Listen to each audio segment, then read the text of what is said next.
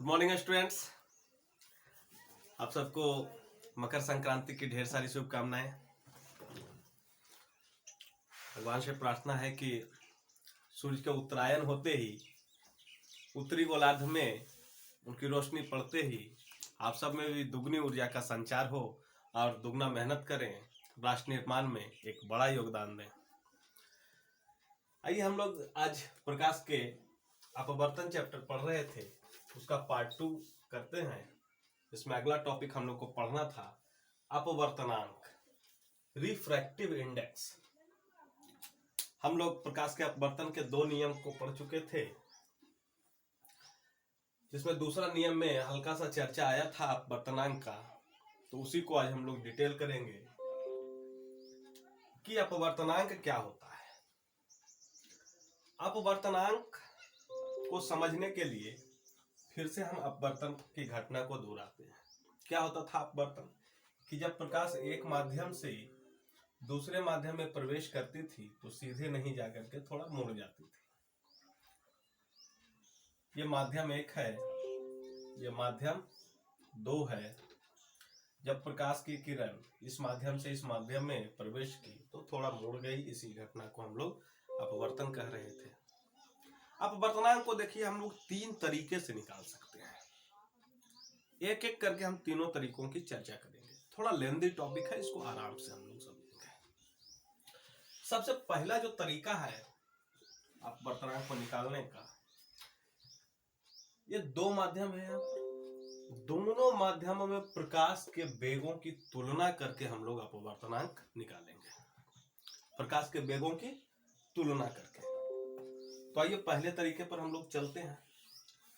पहला तरीका जो है उसमें 2 चीज पढ़ना है।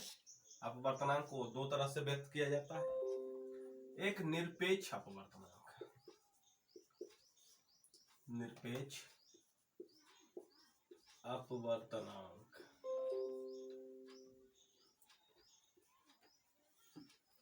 जिसको अंग्रेजी में हम लोग कहते हैं absolute refractive index. Absolute refractive index.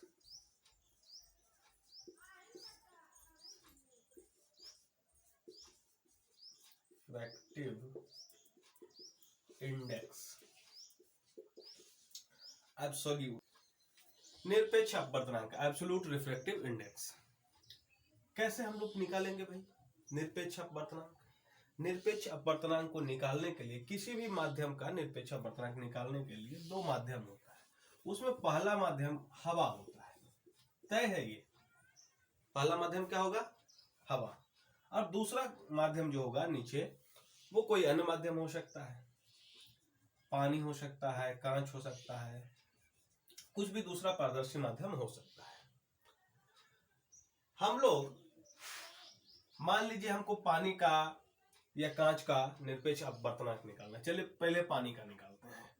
हम लोग जानते हैं अपवर्तनांक को n या म्यू से सूचित किया जाता है। हमको निकालना है पानी का निरपेक्ष अपवर्तनांक। तो n या म्यू w दे देंगे, म्यू n w या म्यू w। w माने वाटर, पानी, पानी का निरपेक्ष अपवर्तनांक। कैसे निकालेंगे?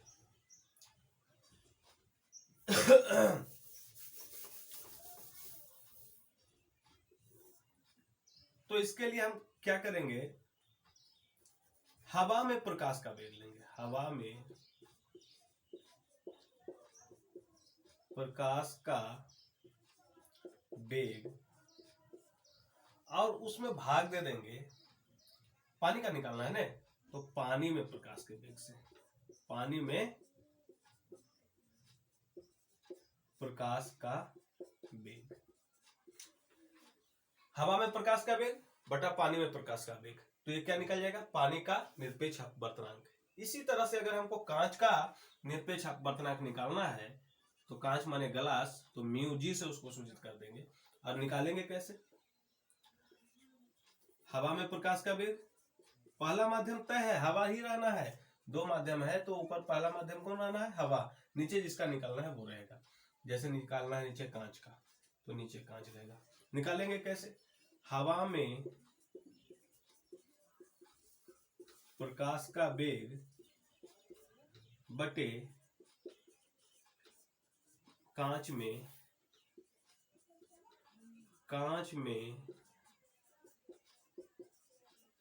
प्रकाश का वेग। मतलब कि हवा में प्रकाश का वेग में जिस माध्यम का निकलना है उसमें प्रकाश का वेग से अगर भाग दे दिया जाए तो उस माध्यम का निरपेक्ष अपवर्तनांक निकल जाता है। इसको परिभाषा के तौर पर हम लोग कैसे लिखेंगे, किसी माध्यम का निरपेक्ष अपवर्तनांक क्या होता है, उसको परिभाषा के तौर पर कैसे लिखेंगे, ये समझ में आया। अब इसको हम लोग परिभाषित करते हैं निरपेक्ष अपवर्तनांक को। परिभाषा उसका कैसे लिखेंगे निरपेक्ष अपवर्तनांक का।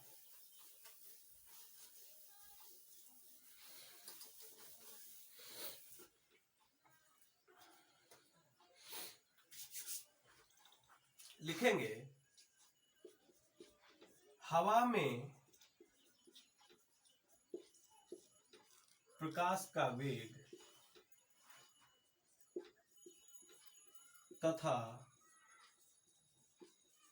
वेग या चाल, यहाँ पर वेग चाल एक ही सेंस में आ रहा है, हालांकि थोड़ा सा तो अंतर होता है, उसमें डायरेक्शन भी होता है, इसमें डायरेक्शन नहीं होता है। हवा में प्रकाश की चाल तथा किसी माध्यम में प्रकाश की चाल के अनुपात को उस माध्यम का निरपेक्ष अपवर्तनांक कहते हैं।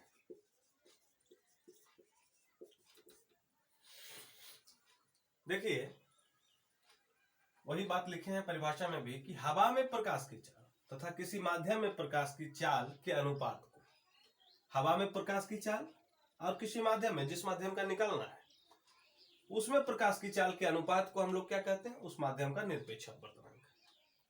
जैसे हम लोग को म्यू जी लिखना है, म्यू जी मतलब कांच का निरपेक्ष अपवर्तनांक, कांच का निरपेक्ष अपवर्तनांक, कांच का निरपेक्ष अपवर्तनांक, ये एग्जाम्पल।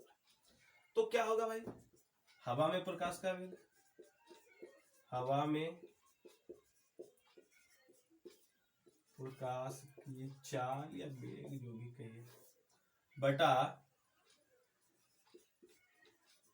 कांच में प्रकाश की चाल, तो निरपेक्ष अपवर्तनांक निकल जाएगा कांच का।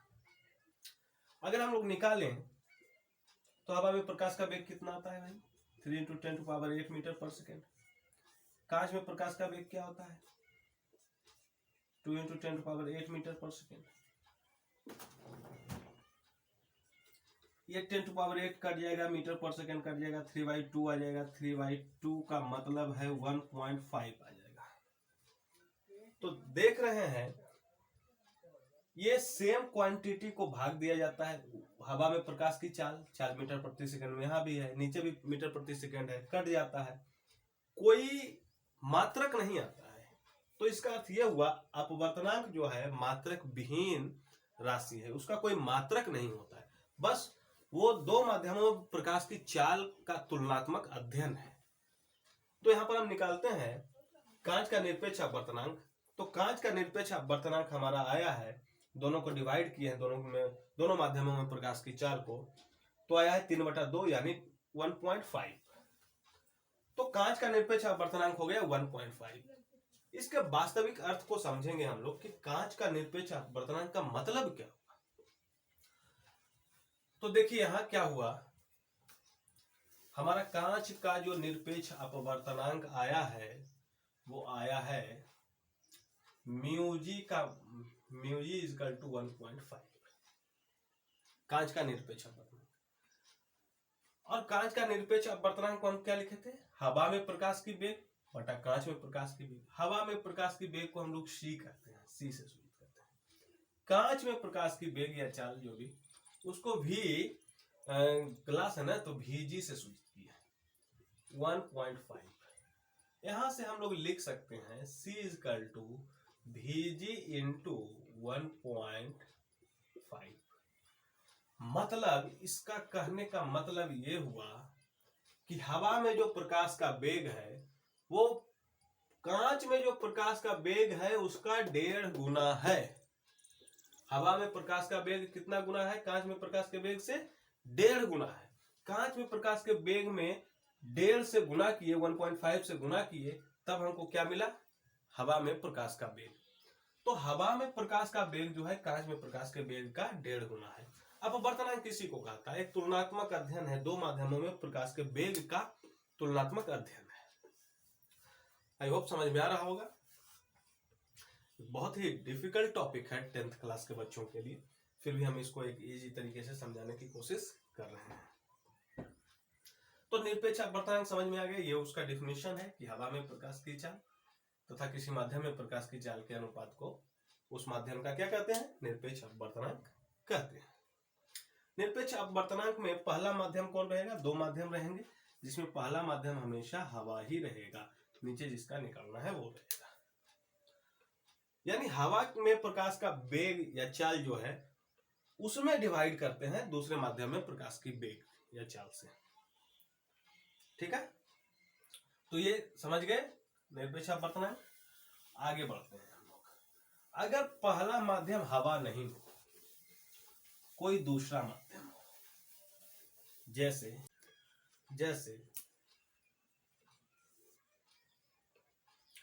यहां पर मान लीजिए पानी है, यहां पर कांच है, ये माध्यम क्या है? पानी है। ये माध्यम क्या है? कांच है।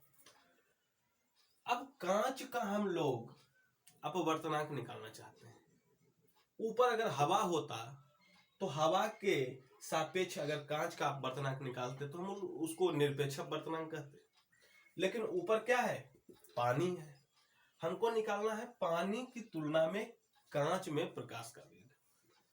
पानी में प्रकाश का वेग की तुलना में कांच में प्रकाश का वेग, इसको कहते हैं सापेक्ष अपवर्तनांक। जब ऊपर हवा नहीं हो, दूसरा माध्यम हो, तो हम लोग कहते हैं उसको सापेक्ष अपवर्तनांक, यानी रिलेटिव रिफ्रैक्टिव इंडेक्स। क्या कहते हैं? Relative refractive index. Relative refractive index सापेक्ष अपवर्तनांक। सापेक्ष अपवर्तनांक रिलेटिव रिफ्रैक्टिव इंडेक्स। दो माध्यम एक तथा दो के लिए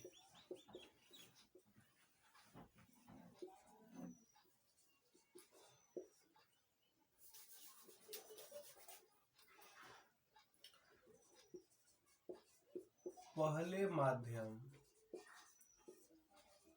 के सापेक्ष दूसरे माध्यम का अपवर्तनांक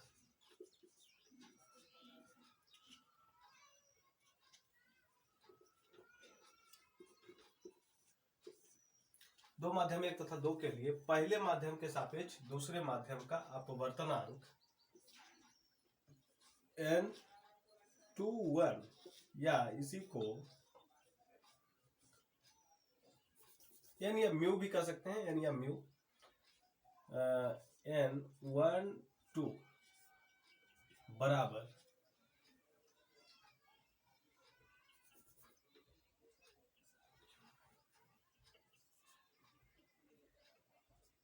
माध्यम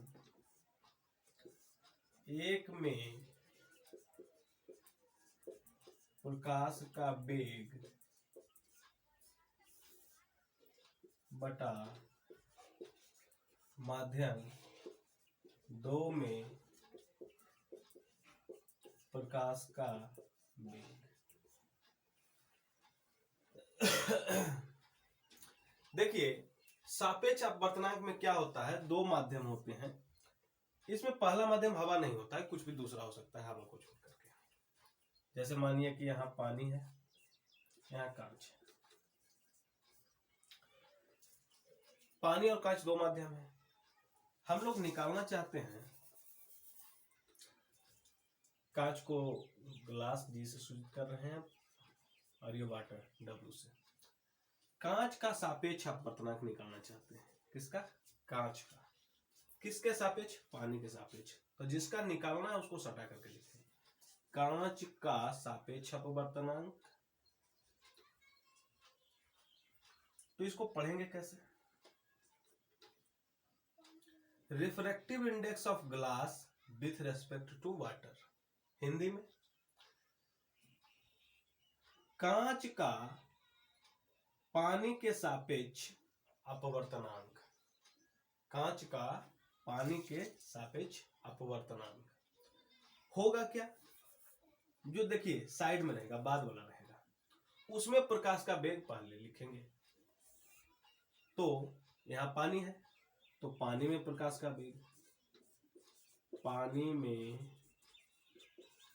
प्रकाश का वेग बटा ग्लास, देखिए सटा हुआ इससे है, तो बटा कांच में प्रकाश का वेग म्यू जी डब्ल्यू, या इसको ऐसे भी लिखा जाता है म्यू डब्ल्यू जी। जो सटा रहेगा यहां पर लिखा रहेगा उसका अपवर्तनांक निकालना है। किसके सापेक्ष? वो इधर रहेगा और इसमें इस साइड रहेगा। यहां पर हम लोग निकाल रहे हैं कांच का अपवर्तनांक। किसके सापेक्ष? पानी के सापेक्ष। तो हम लोग ऐसे कहेंगे पानी के सापेक्ष कांच का अपवर्तनांक, ऐसे भी बोल सकते हैं पानी के सापेक्ष कांच का अपवर्तनांक। क्या होगा? पानी में प्रकाश का वेग बटा कांच में प्रकाश का वेग। ये आप लोग लिख सकते हैं एग्जाम्पल के तौर पर। चलिए और आगे करवाते हैं, आप लोग को समझ में आ जाएगा, खुद समझ में आ जाएगा।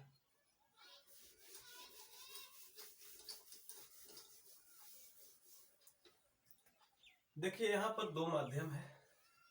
इस माध्यम का नाम हम दे देते हैं एक, इसका दो। हमको निकालना है mu two one. Mu two one का मतलब क्या होगा? म्यू या एन, ये अपवर्तनांक को सूचित करता है, इसमें कंफ्यूज नहीं होना है। म्यू टू वन माध्यम एक के सापेक्ष दो का अपवर्तनांक। एक के सापेक्ष दो का अपवर्तनांक, एक के सापेक्ष दो का अपवर्तनांक।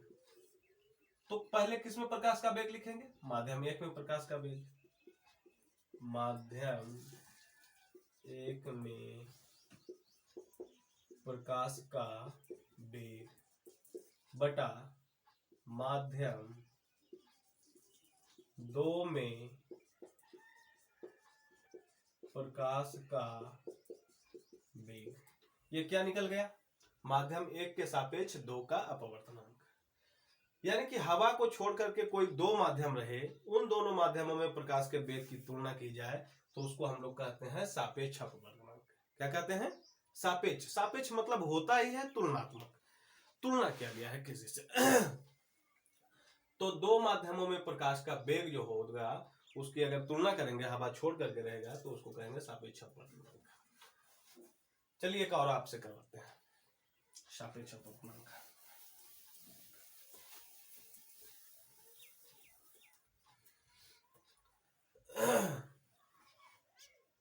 यहां पर दो माध्यम है।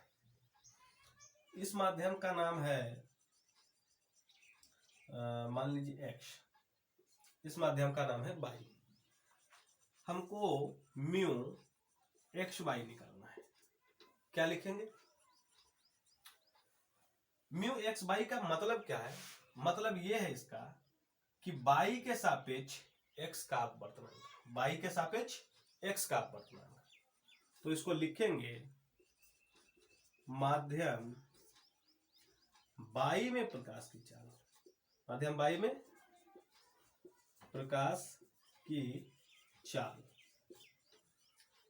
बटा माध्यम x में प्रकाश की चाल।